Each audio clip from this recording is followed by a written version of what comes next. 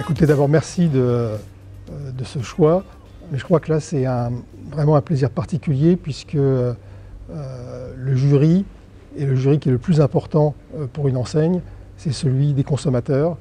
Et quand on regarde la manière dont on développe la marque Burger King en France, notre approche justement a été basée sur le consommateur.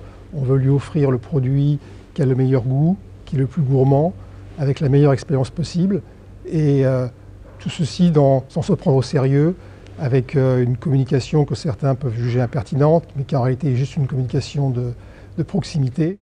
Donc aujourd'hui, en effet, notre focus, c'est le marché français, avec 400 restaurants à convertir.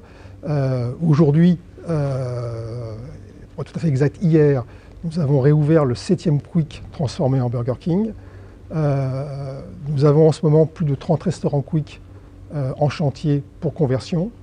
Notre plan est donc, fur et à mesure, de convertir une bonne partie de ces 400 restaurants, probablement les 3/4, on l'avait indiqué, d'ici à 2020. Les autres sont des restaurants qui sont soit halal et donc sont appelés à rester dans une logique un petit peu différente, ou des restaurants qui dupliquent avec les restaurants Burger King et qui, à terme, feront sûrement l'objet de cessions. Pour être tout à fait transparent, il faut savoir que c'est Olivier Bertrand qui a pris la décision de racheter Quick, mais il a été, je dirais, sollicité pour rentrer dans ce deal par un groupe de franchisés Quick.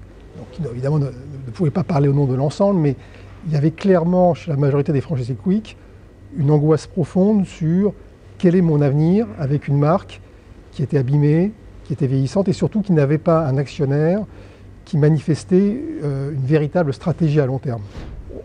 Depuis le rachat de Quick, on a fusionné tous les départements, sauf le département marketing. Chaque département marketing est dédié à une marque, donc il y a un marketing Quick, un marketing Burger King, chacun avec sa stratégie propre, et on fait tout en interne pour organiser, je dirais, une compétition saine. Donc, il ne s'agit pas de faire une compétition stupide en se bagarrant pour acheter les espaces publicitaires en même temps, mais par contre en termes de positionnement de marque, positionnement produit, chacun sur un positionnement différent, sachant que Quick, vu la stratégie que j'ai rappelée au départ, l'essentiel de l'effort est fait sur les valeurs de la marque existantes et on n'est pas à essayer d'investir sur repositionner la marque, reconquérir de nouveaux clients ou inventer un nouveau territoire de marque.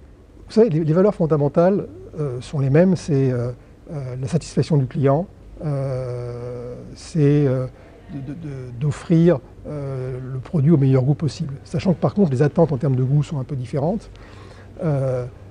Burger King a un positionnement peut-être un petit peu plus premium qui est sur le véritable hamburger avec ce Whopper grillé à la flamme. Donc c'est un mode de cuisson unique, un goût unique, un plaisir unique avec une générosité spécifique. Quick a des gammes un petit peu différentes, comme le Suprême, comme le Quick and Toast, comme le Giant, qui est une sauce qui recueille, je dirais, très forte satisfaction auprès des consommateurs. Et puis il y a aussi des forces autres qui sont que Quick est aujourd'hui la marque préférée des familles.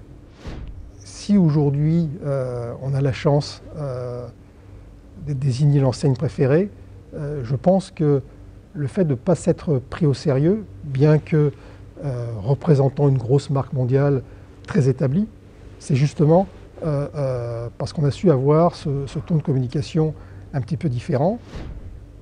Vous savez, là-dessus, vous l'avez rappelé, quand j'ai indiqué que le premier objectif à moyen terme était 2020, 600 restaurants, 2 milliards de chiffre d'affaires, fait qu'on est assez réaliste par rapport à la situation du marché. Donc on va devenir un très gros numéro 2, mais on est lucide. 2020, on sera un très gros numéro 2 qui pèsera probablement encore moins de la moitié du numéro 1. Mais on aura fait déjà, je crois, un fantastique chemin. Et avant de sprinter, il faut apprendre à marcher et on va le faire bien.